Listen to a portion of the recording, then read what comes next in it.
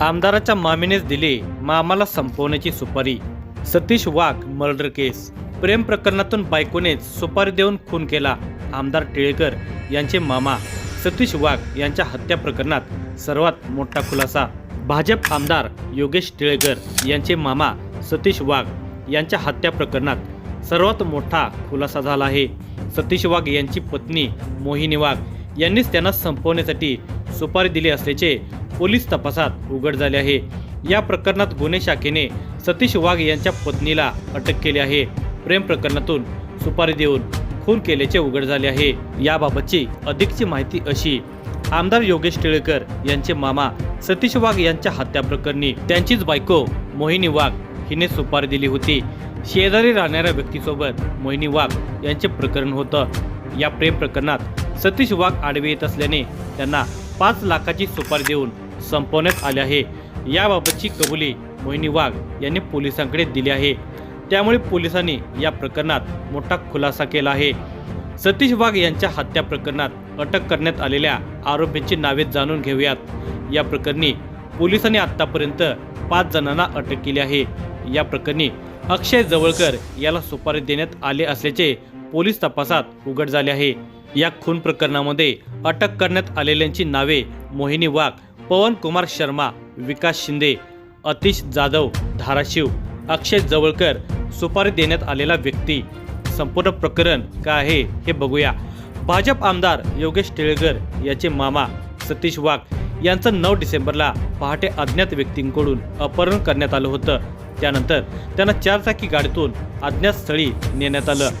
सतीश वाघ यांचे अपहरण केल्यानंतर 10 ते 15 मिनिटांतच आरोपींनी सतीश वाघ यांचा गाडीतच खून केला असल्याची माहिती समोर आली होती।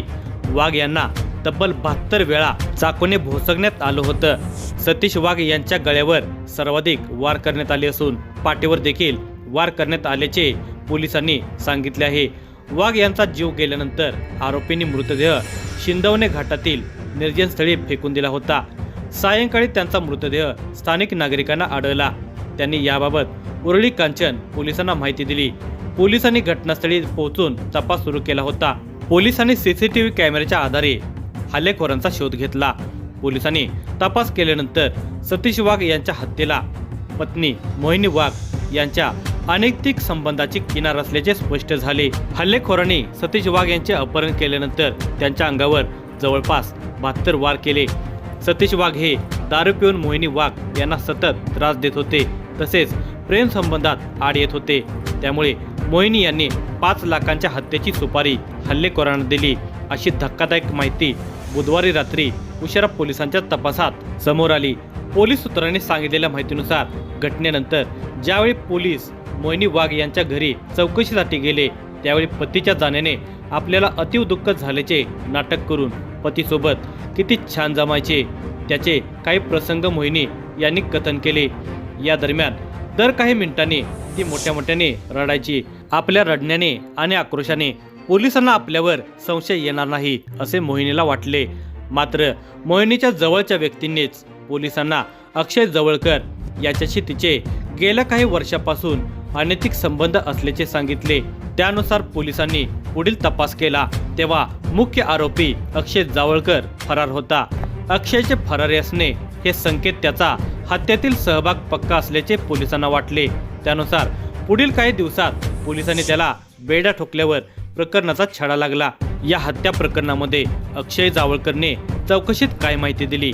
पोलिसांच्या सखोल चौकशीत अक्षय जावळकरने मोहिनी हिच्यासोबतच्या अनैतिक संबंधाची माहिती दिली।